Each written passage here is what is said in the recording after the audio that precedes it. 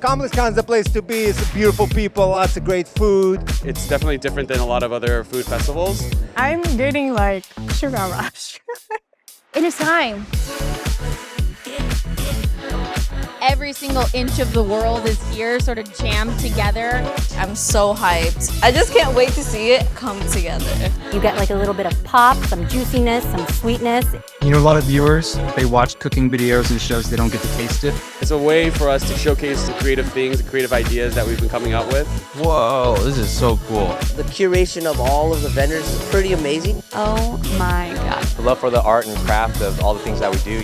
Something artsy, something unique, and still true to the dish.